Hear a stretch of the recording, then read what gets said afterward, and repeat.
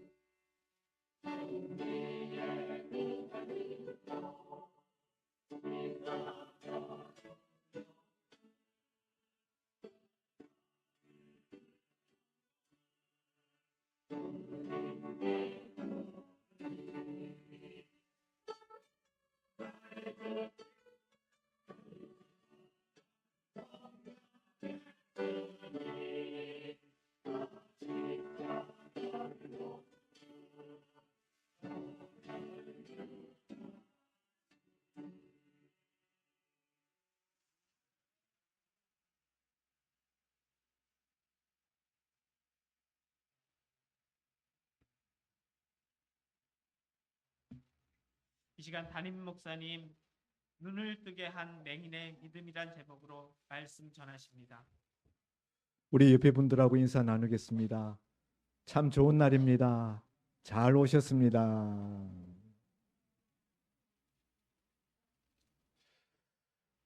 지난 주일에 우리가 삭개오 이야기를 나누었습니다. 예수님께서 마지막으로 예루살렘 성전에 올라가시기 직전 여리고를 통과할 때, 여리고 성을 빠져나갈 때 돌무화과 나무에 올라가 있었던 삭개오를 만나 그를 구원으로 초청하시는 예수님의 모습을 우리가 보았고, 오늘은 시간적으로 보면은 바로 그 직전에 있었던 예수님이 여리고성에 들어갈 때의 장면의 말씀입니다. 우리가 지난주에 19장 앞부분 말씀을 나누었는데 오늘은 18장 그 바로 앞부분에 18장 맨 마지막 한 맹인이 눈뜨게 되는 사건에 대한 기록을 우리가 보게 됩니다. 예수님이 이제 예루살렘에 올라가시면은 이제 십자가에 달리시는 그 길을 곧장 가시는데 고난 주간이 시작되는 거죠.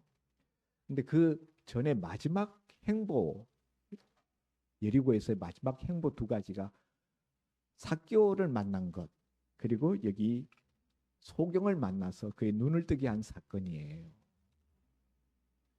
예수님이 우연히 되어진 일 같이 오늘 본문에 기록되어 있습니다만은 저는 이 사건이 그냥 우연히 기록되어진 우연히 일어난 사건이 아니라 예수님께서 의도하신 어떤 의미에서 예수님이 연출하신 것 같은 그런 느낌이 든다 하는 것입니다.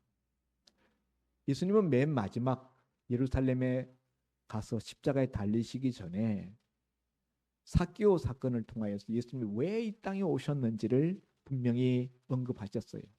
인자에 온 것은 잃어버려진 자를 찾아 구원하려 오셨다라고 말씀하셨는데 오늘 이 한 맹인의 눈을 뜨게 하신 사건을 통하여서는 예수님이 누구신지를 분명하게 나타내기 위해서 이 사건을 행했다고 생각합니다. 물론 그 한 맹인의 믿음을 드러내어서 그 맹인으로 하여금 하나님 앞에 영광을 돌리게 한 그리고 예수님으로 하여금 기적을 일으키게 하신 그 믿음도 예수님이 조명하고 계시지만은 저는 더 큰 목적은 더 큰 포커스는 예수님이 어떤 분이신가라는 것을 나타내는 데 있다고 생각합니다. 예수님은 구약 성경에서부터 계속 계시되어져 왔던 언급되어 왔던 다윗의 자손, 다른 말로 메시아 사명을 가지고 이 땅에 오신 분이시다. 메시아라는 것은 구원자라는 뜻이에요. 히브리어로 메시아, 그걸 헬라어로 바꾸면은 그리스도. 메시아라는 말과 그리스도라는 말은 똑같은 뜻이다. 똑같이 구원자다라는 뜻인데 히브리어에서는 메시아라고 이야기하고 헬라어에서는 그리스도라고 이야기한다.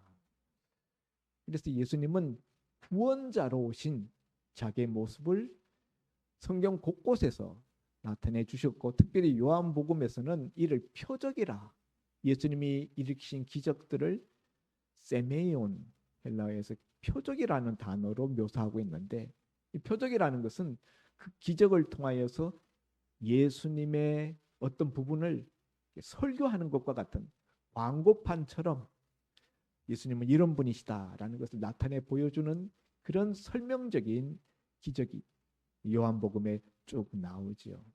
오늘 본문에 나오는 이 예수님의 맹인의 눈을 뜨게 하시는 이 사건 또한 저는 그런 맥락에서 보아집니다.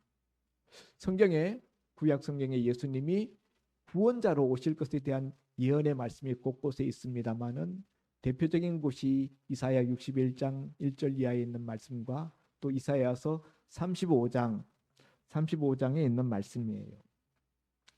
이사야서 35장 5절에 보면은 그때 맹인의 눈이 밝을 것이며 하면서 메시아가 오실 때 메시아 왕국의 모습을 그려주고 있는데 그 메시아가 오셔서 하시는 표적 중에 첫 번째 표적으로 언급한 것이 맹인의 눈을 뜨게 한다라는 것이었어요. 예수님이 오셔서 뭐 안전병에도 일으키시고 귀머거리 또 듣게 하시고 벙어리도 말하게 하시고 여러 가지 많은 이적 나병 환자도 고치시고 많은 이적들을 행하셨죠. 그 모든 것들이 사실은 사람으로서는 행할 수 없는 하나님만이 행하실 수 있는 그런 이적들이었습니다. 그런데 그 중에서 그런 여러 가지 이적들 중에서 메시아가 오셔서 행하는 표적, 메시아됨을 나타내는 대표적인 기적이 뭐냐? 소경의 맹인의 눈을 뜨게 하는 거예요. 이사야서 35장 5절에 맨 첫 번째로 언급하는 것이 그때에 맹인의 눈이 밝을 것이며, 이 첫 번째 세례 요한의 제자들이 와서 예수님께 묻습니다. 우리 선생님 세례 요한이 지금 감옥에 갇혀 계시는데 우리에게 선생님에게 보내서 이 질문을 답을 듣고 오라고 하셨습니다. 우리가 기다려야 되는 사람이 당신입니까? 아니면 다른 사람을 기다려야 됩니까? 당신이 그리스도이십니까? 예수님에 대하여서 세례 요한이 감옥에 오랫동안 갇혀 있는 동안에 혼란이 왔어요. 그래서 제자들을 보내어서 예수님이 그리스도인지 그들이 기다려왔던 그 메시아가 맞는지를 질문합니다. 그때 예수님이 대답하시기를 마태복음 11장 5절에 맨 먼저 예수님이 언급하신 것이 자신이 행하는 일을 통하여서 나를 판단하라는 거죠. 첫 번 언급한 말씀이 마태복음 11장 5절에 맹인이 본다라는 거예요. 그래서 이사야서 35장 5절에 있는 내용의 말씀과 마태복음 11장 5절에 있는 말씀이 딱 연결이 되어져요. 예수님은 자기가 메시아라는 것을 구약 성경에 예언되어 있는 그 구원자라는 것을 맹인이 본다. 나로 말미암아 맹인의 눈이 떠져서 보고 있다. 이걸 세례 요한한테 가서 전해라는 거예요. 그러면은 그 말은 무슨 말인가 하면 내가 메시아다. 그것에 대해서 흔들리지 마라. 이 구약 성경에서 맹인의 눈을 뜨게 한다라는 것은 오실 메시아가 행할 대표적인 기적이에요. 오늘 예루살렘 올라가기 전에 맨 마지막 여리고성에 들어가면서 예수님이 이 맹인의 눈을 뜨게 한 사건은 예수님 자신이 메시아라는 것을 마지막으로 다시 한번 증거하는 그런 의미가 있다 하겠습니다. 그러나 오늘 우리가 상고하고자 하는 것은 예수님의 메시아 되심보다는 오늘 설교 제목이 눈을 뜨게 한 맹인의 믿음이기 때문에 맹인의 입장에서 그가 어떻게 눈을 뜨게 되었는가 하는 것을 생각해 보면서 우리도 맹인처럼 예수님께 그런 은혜를 얻을 수 없을까 하는 것을 생각해 보고자 합니다. 오늘 예수님이 이 여리고라는 이 성을 들어가고 계십니다. 여리고성 입구로 들어가고 계실 때 그때 한 맹인이 길가에 앉아서 사람들에게 구걸을 하고 있었다. 앞을 보지 못하는 사람이 생계를 유지하기 위해서 할 수 있는 일이 무엇이겠습니까? 앞이 보이지 않는데 무슨 일을 할 수 있겠습니까? 어떤 노동도 할 수 없어요. 이제 그렇기 때문에 이 맹인은 사람들이 많이 왔다 갔다 하는 그 길목에 그 길가에 자리 잡고 앉아서 지나가는 행인들에게 구걸을 하는 것으로서 자기 생계를 유지해 왔던 것입니다. 맹인이니까 앞을 보지 못하니까 오직 모든 것이 청력 듣는 것에 집중되어 있습니다. 그런데 하루는 길가에 앉아서 사람들이 오는 것을 주의 깊게 듣고 있는데 왁자지껄하는 한 무리 많은 사람들이 오는 그 걸음소리가 들리고 사람들이 떠드는 소리가 들려요. 맹인이 이게 무슨 일이냐? 옆에 지나가는 사람들이 이 도대체 무슨 일이요? 오늘 여기 35절에 보니까 36절에 무리가 지나감을 듣고 이 무슨 일이냐 하고 물은데 이 평상시에 늘 있는 그런 모습이 아니라는 거죠. 상당히 많은 사람들이 그냥 무리를 이루어서 지나가는 그 소리를 듣고 이 도대체 무슨 일입니까? 이렇게 물었더니 지나가는 사람이 지나가는 말로 대답하기를 나사렛 예수께서 지나가신다. 나사렛 예수께서 지나가신다. 예수라는 분에 대한 이야기는 이 맹인도 이전에 듣고 알고 있었던 거예요. 그 나사렛 예수라는 말을 듣고 38절에 보니까 맹인이 외쳐 이르되 다윗의 자손 예수여 나를 불쌍히 여기소서 하고 외쳤다는 거예요. 맹인이 어디에 나사렛 예수가 있는지도 모르면서 어쨌든 큰 소리로 나사렛 예수, 다윗의 자손 예수여 나를 불쌍히 여기소서. 여기 보면은 지나가던 사람들이 이 맹인에게 소개한 것은 나사렛 예수예요. 나사렛 예수께서 지나가신다고 했는데 이 맹인은 나사렛 예수여 나를 불쌍히 여기소서라고 소리친 것이 아니고 뭐라고 소리쳤어요? 다윗의 자손 예수여. 바꾸어서 부르고 있다. 왜 그렇죠? 분명히 나사렛 예수라는 말을 들었는데 이 맹인은 나사렛 예수라고 표현하지 않고 다윗의 자손 예수여라고 표현하고 있다. 그리고 그걸 큰 소리로 외칩니다. 이건 이 맹인의 신앙 고백이에요. 예수님께 대한 호칭임과 동시에 신앙 고백이다.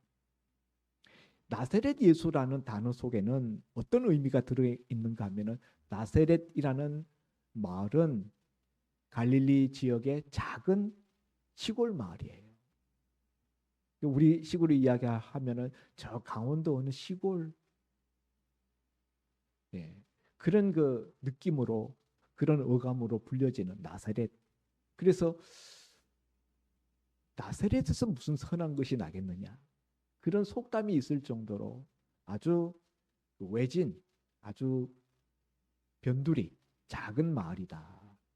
나사렛이라는 것은 좀 깔보는 시골 촌뜨기 뭐 이런 느낌이 들어가 있는 약간 경멸하는 그런 어조가 들어있는 표현이다라는 거죠. 나사렛 예수. 그런데 그런 그 깔보는 듯한 그런 나사렛 예수라는 표현을 들었지만은 이 사람은 다윗의 자손 예수여라고 고쳐서 예수님을 부릅니다. 다윗의 자손 예수라는 이 단어가 가지고 있는 의미는 예수님이 구약 성경에서 예언되어져 왔던 바로 그 오실 메시아라는 거예요. 예. 이사야서 11장 1절에 보면은 이새의 줄기에서 한 싹이 나온다. 그 이새의 아들이 다윗이에요. 다윗의 아버지가 이새거든요. 근데 이새의 줄기라고 이사야서 11장 1절에 묘사되어 있습니다만 정확한 번역을 하면은 이새의 그루터기에서 한 싹이 나. 그루터기라는 것은 나무를 자른 그 밑둥을 그루터기라고 말합니다. 아직 다윗의 왕조가 완전히 멸망하지 않았던 시점에 이사야 선지자는 유다 나라의 막바지 그 끝무렵에 활동했던 선지자입니다마는 유다 나라가 멸망할 것을 내다보고 있었어요. 알고 있었어요.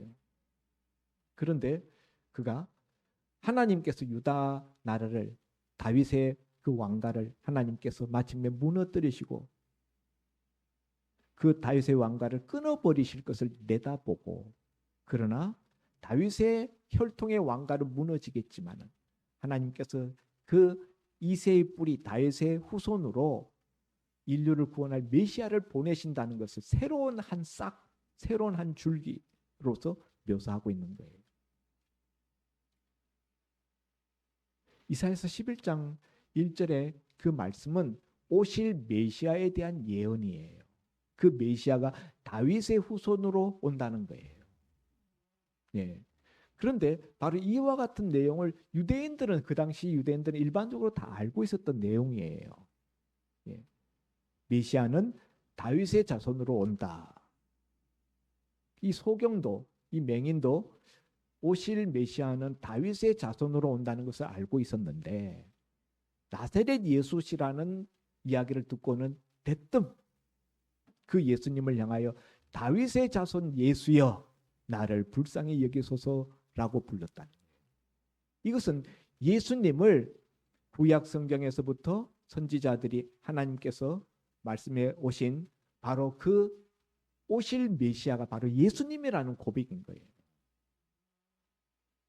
예수님을 증거했던 세례 요한조차도 초창기에는 예수님을 보라 세상 죄를 지고 가는 하나님의 어린 양이로다. 그는 흥하여야 되겠고 나는 쇠하여야 되겠다. 이렇게 예수님을 미시아로 바라보았는데 감옥에 오랫동안 갇혀 있다가 이제 그 믿음이 흐지부지 연약해져 가지고는 오실 그이가 당신이십니까? 믿음이 흔들려 가지고 예수님이 바로 그 오실 메시아인지 아닌지 왔다 갔다 하는 거예요. 그런데 여기 이 한 맹인은 그 예수님에 대하여서 오실 구약 성경이 예언한 바로 그 메시아라는 것을 확신하고 그 길바닥 위에서 바로 예수님을 향해 소리칩니다. 다윗의 자손 예수여. 오늘 예수님이 보면은 맨 마지막에 42절에 보라 내 믿음이 너를 구원하였다. 맹인의 눈을 뜨게 한 그 이 맹인의 믿음이 어떠했기에 예수님은 이 맹인의 믿음이 그의 눈을 뜨게 했다고 말씀하시는가? 첫째, 예수님을 메시아로 구원자로 믿는 믿음이에요. 구약 성경에 하나님이 선지자들을 보내어서 계속 역사 속에 보내시겠다고 약속하셨던 그 언약하신 바로 그 메시아가 바로 예수님이시다 라는 것을 믿는 믿음. 사실 그 당시에 많은 사람들이 있었지만은 예수님이 바로 그 메시아라는 것을 믿지 못하는 사람들이 대부분이었어요. 예수님의 제자들 중에서도 예수님이 바로 그 메시아라는 것을 믿지 못하는 제자들이 많았어요.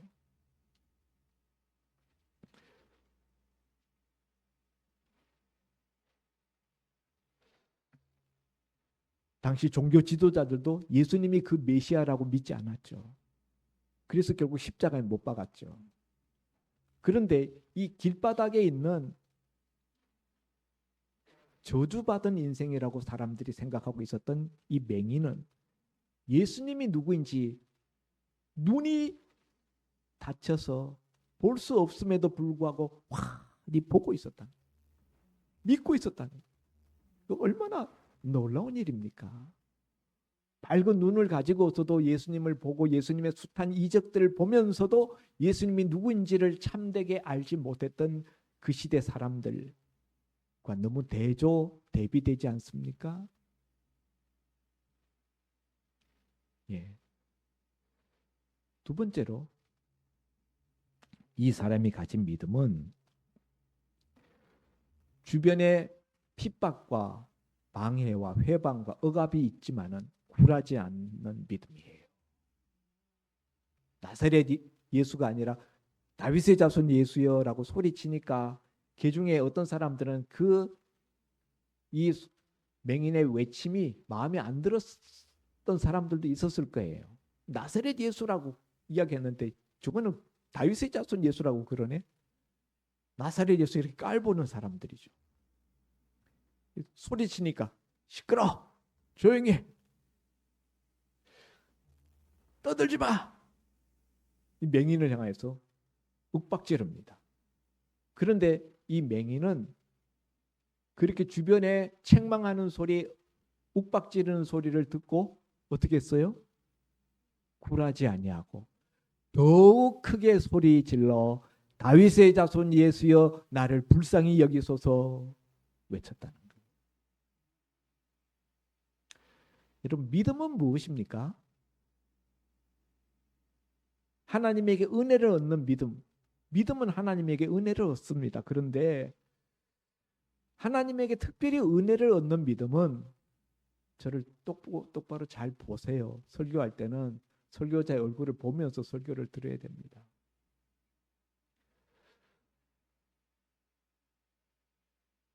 그 자신의 믿음이 주변의 어떤 방해 공작과 주변의 환경적인 억압 혹은 사람들의 억압, 사람들의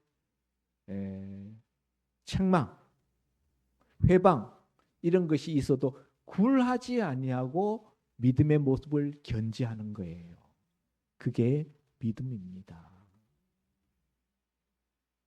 주변의 가족이 뭐라고 한다고 해서 내가 믿음의 걸음을 가는 그 걸음을 중단하면은 그 믿음이 아니에요.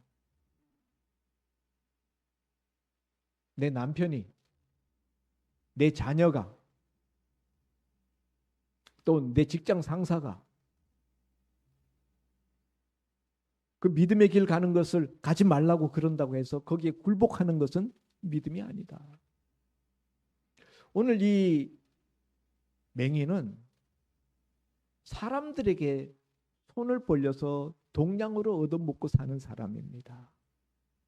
그럼에도 불구하고 다윗의 자손 예수여 나를 불쌍히 여기소서라는 이 외침을 사람들이 짓밟고 떠들지 마라, 조용히 해라 하고 책망하지만은 조금도 굴하지 아니하겠다.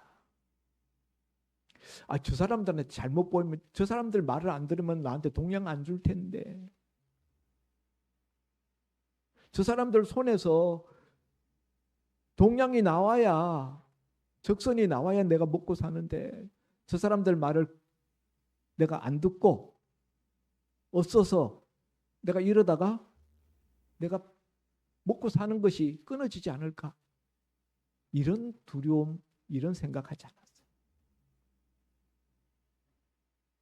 만일 이때 이 맹인이 그런 연약한 생각, 인간적인 생각을 가지고 다윗의 자손 예수여 나를 불쌍히 여기소서라는 이 외침을 하지 못하고 꿀먹은 벙어리처럼 떠들지 말라 그러니까 조용히 있어야 되겠어. 저 사람들한테 내 생계가 달려 있어. 그리고 기죽어서 앉아 있었더라면 이 사람은 예수님이 눈 고쳐주는 기적을 체험할 수가 없었습니다. 예수님은 그냥 지나갔어요. 그런데 이 맹인은 옆에서 아무리 뭐라고 그냥 떠들지 말라라고 억압하고 책망하고 그래도 여전히 더 크게, 그러니까 더욱 크게 소리 질렀다. 이게 믿음이에요. 우리 성도들이 보면은 너무 믿음이 없어. 조금만 주변에서 뭐라고 그러면은 금방 기가 죽어가지고. 여러분, 우리가 그런 믿음으로는 하나님의 은혜 얻기가 어렵습니다. 제가 지난번 중풍병자 그 4명의 사람들이 들것채로 예수님 앞에 왔는데 사람들이 너무 집안에 가득 차 있고 마당에까지 가득 차 있으니까 어떻게 했다고 했습니까? 지붕에 올라가서 지붕을 뜯어서 예수님 계신 대로 달아내렸어요. 줄 매달아서. 그게 일반적인 사람들 같으면 생각할 수 있는 겁니까? 사람들이 너무 많네. 오늘 도저히 예수님 있는데 우리가 들어갈 수 없어. 오늘만 날이야. 다음에 또 예수님 언제 오시겠지. 천상 오늘은 뭐 할 수 없다, 돌아가자.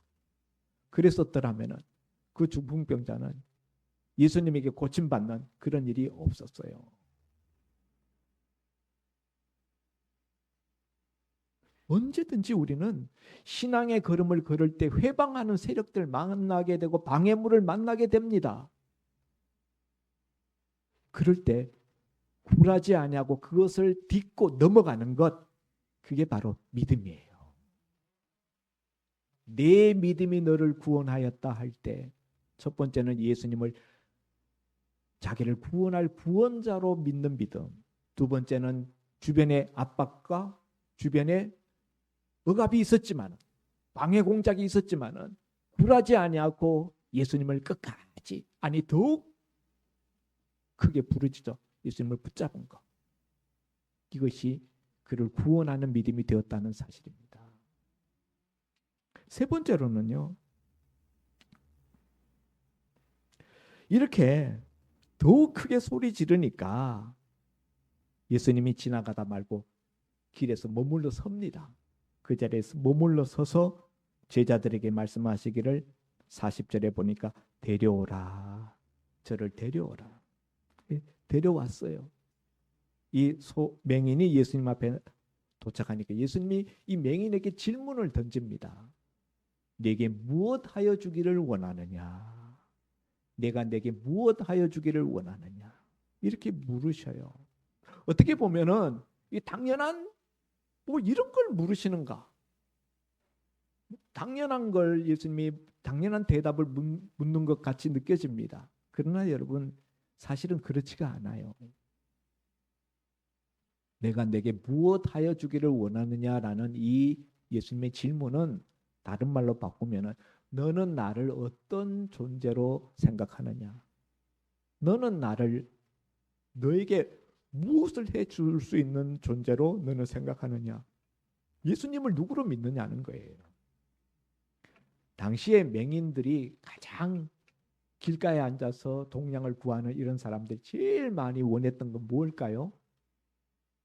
지나가는 행인이 금화를 던져주는 거예요. 금화. 예? 싸구려 동전 100원짜리 500원짜리가 아니라 5만 원짜리를 던져주고 가는 거. 더 바란다면 5만 원짜리를 한 5장 주고 가면 그거야말로 더할 나위 없이 가장 기대하는 거겠죠. 바로 일반적으로는 그런 걸 기대하는 거예요. 그 예수님이 너 나한테 뭘 기대하는 거야? 그랬는데 이 맹인은 뭐라고 이야기합니까? 주여 내 눈뜨기를 원합니다. 그 말은 무슨 말인가 하면은 당신은 나의 눈을 뜨게 하실 수 있는 능력이 있는 분으로 믿습니다. 그런 뜻이에요. 예수님의 질문은 예수님을 어떤 존재로 믿느냐는 거예요. 근데 사람의 눈을 뜨게 할 수 있는 의사가 있나요? 맹인의 눈을 뜨게 할 수 있는 의사가 있나요? 없어요. 그 당시에는 맹인은 평생 맹인으로 살다가 죽는 거예요. 맹인의 눈을 뜨게 할 수 있는 분은 하나님밖에 없어요. 그런데 아까 말씀드렸다시피 구약 성경에 예언되어 있는 메시아는 오면은 맹인의 눈을 뜨게 하는 사역을 하신다는 거예요. 지금 이 맹인이 예수님께서 내 눈을 뜨게 할 수 있는 분으로 믿습니다. 그런 고백이나 마찬가지거든요. 그것은 예수님이 구약 성경에 예언된 그 메시아임과 동시에 예수님이 바로 하나님이시라는 자기 고백을 드리는 거예요. 그냥 눈 뜨는 게 아쉬워가지고 그것 때문에만 이렇게 하는 것으로 우리가 생각하면 안 되고 그 이면에 이 사람의 신앙 고백, 예수님을 누구로 아는지에 대한 그의 믿음이 서려 있는 대답이다. 이런 점에서 보면요, 이 맹인의 이 믿음, 이 말을 통하여서 이 행동을 통해서 나타난 이 모든 고백은 예수님의 수제자 베드로의 가이사라 빌립보에서 너는 나를 누구라 믿느냐? 그때 베드로가 주는 그리스도시요 살아계신 하나님의 아들이십니다. 라고 고백했던 것과 일맥상통한다. 예수님이 메시아라고 하나님의 아들이라고 믿는 베드로의 믿음이 지금 이 맹인의 믿음하고 똑같아요. 이 맹인의 이런 믿음의 모습을 보고 예수님이 내 믿음이 보라 내 믿음이 너를 구원하였느니라. 42절에 그에게 구원을 선언해 주십니다. 근데 여기도 보면은 눈을 뜨게 해주겠다는 건데 이걸 보라 내 믿음이 내 눈을 뜨게 하였느니라 이렇게 말씀하지 않고 내 눈을 치료하였느니라 이렇게 말씀하지 않고 너를 구원하였느니라 이렇게 표현하셔요. 그러니까 이 사건이 어떤 구원사적인 구원과 관계되어 있는 그런 상징적인 사건으로 예수님이 묘사하고 싶어 하신다는 거죠. 사랑하는 성도 여러분, 오늘 우리들도 예수님 앞에 소원하는 바가 많이 있습니다. 뭘 소원하십니까? 우리 기도하는 기도 제목들 많죠. 대부분 우리 같으면은 우리가 소원하는 바가 아까 맹인한테 금화 하나, 더하면은 그보다 좀 더 많이, 몇 개 더. 근데 이 맹인은 예수님께 자기 운명을 바꿔주기를 기대하고 요청했던 거예요. 자기 인생의 가장 중요한 것, 가장 심각한 문제, 사람으로서는 어떻게 할 수 없는 자기의 운명이 바뀌는 이것을 예수님께 요청했다는 거예요. 이걸 일반적으로 사람들이 기대도 못하는 거예요. 생각도 못하는 거예요. 근데 당신은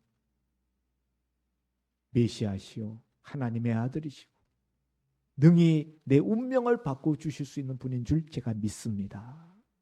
이 고백, 이 믿음이 드러났기 때문에 우리 주님이 보라 내 믿음이 너를 구원하였느니라. 예수님이 이 선한 하심과 동시에 그 자리에서 즉시로 보게 되었어요. 즉시로 눈이 열려서 보게 되니까 제일 먼저 하나님께 영광을 돌렸고 그 다음에 이 눈이 떠진 이 사람이 얼마나 기뻤겠습니까? 집으로 뛰어가서 가족들한테 이 사실을 증거한 것이 아니고 이렇게 눈이 떠지게 됐으니까 이 세상 정말 좋은데 많이 다니면서 내가 즐겁게 살아야 되겠다. 이게 아니고 뭐 했어요? 그 다음에 길에서 예수님을 따라갔다는 거예요.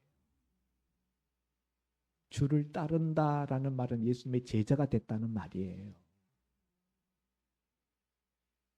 예수님이 이 맹인에게 이런 은혜를 베푼 데에는 이 맹인이 고쳐준 다음에 보일 이런 태도까지 주님이 다 보신 것이 아닐까. 그런 생각을 저는 해봅니다. 많은 경우에 우리가 하나님 앞에 간절히 기도했다고 어떤 기도 응답을 받았을 때 그냥 기뻐하고 하나님 앞에 영광 돌리지도 않고 그를 통해서 주님을 따라가지도 않고 그냥 자기 가던 길 계속 가고 세상 길 따라가고 그런 경우들이 참 많더라 하는 거죠. 그런데 이 맹인은 자기 눈을 뜨게 해주신 그분을, 그 예수님을 따라갔다. 주여, 여기 보면 주라고 불렀어요. 주여 14, 11절 주여 보기를 원하나이다. 이 주라는 말은 내 인생의 주인이라는 뜻이에요. 정말 그는 주인을 모시고 따라가는 종처럼 예수님을 따라가서 예수님을 섬기고 예수님의 길을 쫓아갔다는 거죠. 사랑하는 성도 여러분, 주님께 은혜를 얻는 믿음은 바로 이런 믿음입니다. 예수님을 나의 구원자로, 그리고 예수님을 따라가는 그 걸음에 있어서 예수님을 향해서 부르는 그 부르짖음에 있어서 우리가 주변으로부터 억압받고 해방받는다 할지라도 조금 시험 당하는 일 생기면 금방 기도 자리에서 그냥 힘 잃어버리고 떠나가 버려요. 그래가지고 기도 응답 못 받습니다. 뭐라고 그냥 누가 한마디 했다고 해서 금방 의기소침해가지고 꿋꿋하게 정한 그 굳은 마음을 믿음으로 끝까지 밀고 나가는 그런 자세를 보실 때 주님이 머물러 서서 내게 뭐 해주기를 원하느냐 물어보신다.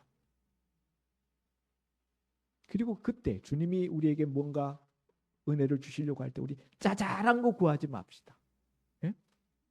자잘한 거 그런 거 구하지 말고 우리 한번 구할 때 내 인생이 바뀔 근본적인 내 인생의 변화, 그걸 우리가 구하자는 거죠.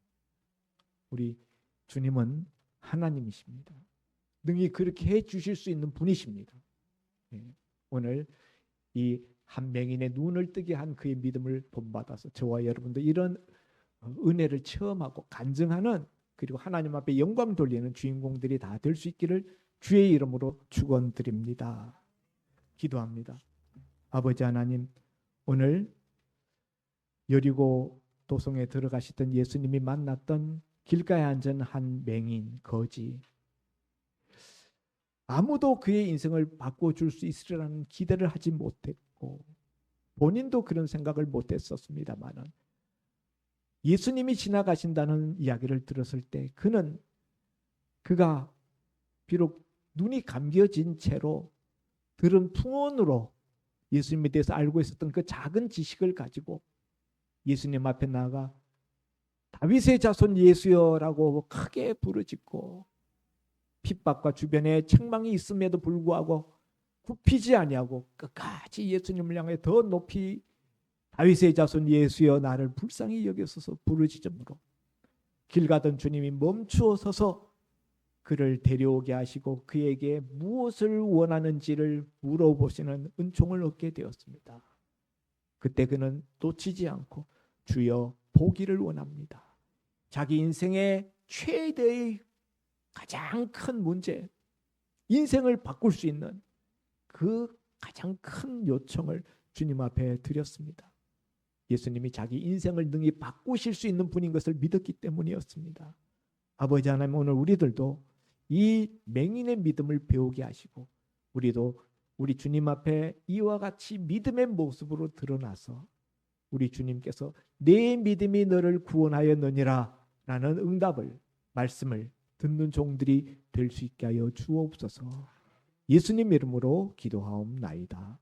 네. 은혜로운 말씀 감사합니다. 다 같이 찬송가 545장 부르면서 공헌 드리겠습니다.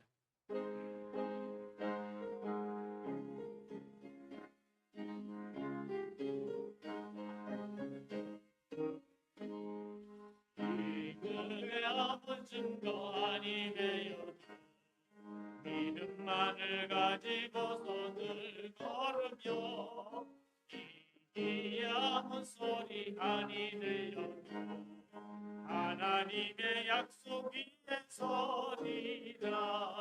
걸어가세 믿음 위에 서서 나가세 의심 버리고 걸어가세 믿음 위에 서서 눈가기에 아무 증거 없어도 이들이 보기에는 어떠하든지 이미 얻은 증거대로 늘 믿으며 이 맘에 의심 없이 살아갈 때에 우리 소원 주 안에서 이르리. 걸어가세 믿음 위에 서서 나가세 의심 버리고 걸어가세 믿음 위에 서서 눈가기에 아무 증거 없어도 주님의 거룩함을 그거 맹세한 그 하나님 아버지는 참 미쁘다. 그 귀한 모든 약속 믿는 자에게 능치 못할 무슨 일이 있을까. 걸어가세 믿음 위에 서서 나가세 의심 버리고 걸어가세 믿음 위에 서서 눈가기에 아무 증거 없어도.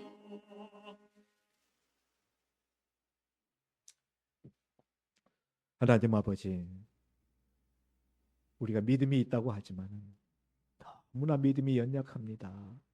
가랑잎 같은 연약한 믿음, 갈대잎 같은 연약한 믿음입니다. 우리의 연약한 믿음을 반석 같은 믿음으로 바꾸어 주시옵시고 거듭나게 하여 주시옵소서. 이 시간도 받은 여러 가지 은혜들을 생각하며 주님 앞에 예물을 준비해 드린 손길들이 있사오니 주님 기억하여 주시고 먼저 저들의 영혼이 잘 되게 하시고 그 영혼이 잘됨 같이 범사에도 잘 되게 하시고 육신에도 강건함을 허락하여 주옵소서. 그리하여 그 손으로 그 발로 무슨 일을 도모할 때 주의 오른팔이 함께하여서 형통케 하시고 이 땅 가운데서 하나님의 그 모든 거룩한 사업들을 힘있게 감당할 수 있는 종들이 되게 하여 주옵소서. 이 예물 주의 손에 올려드립니다. 하나님 나라 사업에 요긴하게 쓰임받게 하시고 날마다 구원받는 영혼들이 더해지는 역사가 일어나게 하여 주옵소서. 감사하고 축복하며 예수님 이름으로 기도하옵나이다. 아멘. 아멘.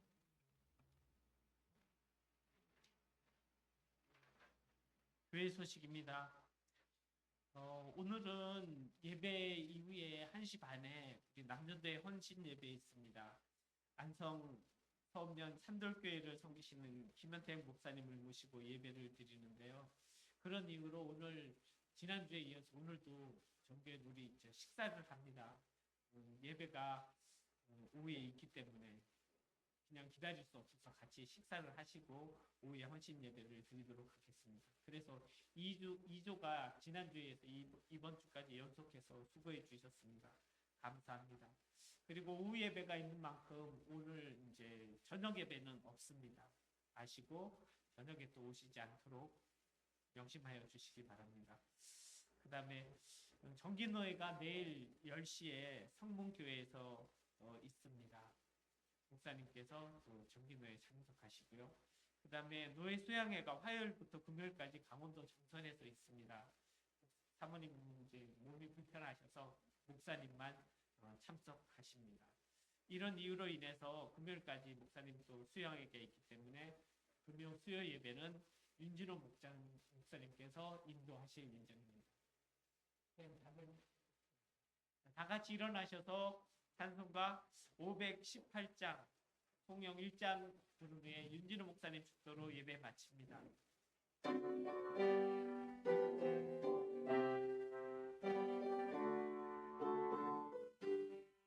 기쁨소리 들리니 예수도 원하신다. 악민에게 전하라 예수 원하신다. 주의 명령하시니 산을 넘고 물 건너 온 세상에 전하라. 예수 곧 원하신다. 말씀이 육신이 되어 이 땅에 오셔서 십자가 달려 죽으시고 장사되셨다가 살만에 부활하시고 하늘로 승천하셨다가 다시 오실 우리 주 예수 그리스도의 은혜와 독생자 예수님이 이 땅에 보내주시기까지 아낌없이 모든 것을 베풀어 주신 하나님 아버지의 그 크신 사랑하심과 성령님의 대주 교통 충만 역사 인도하심이 오늘도 덜의 목소리의 말씀을 듣고 날마다 굳건한 믿음을 가지고 주님께 대한 확신을 가지고 어떤 방해와 어떤 어려움이 있고 고난이 있다 할지라도 끝까지 주님만 믿고 의잠으로 날마다 믿음 모두들 승리하기를 원하는 오늘 소망교회 모든 사랑하는 성도님들과 가정과 직장과 사업과 하시는 모두를 위해와 자녀들과 자자손손 위해 이제부터 영원까지 함께 있을지어다. 아멘. 아멘.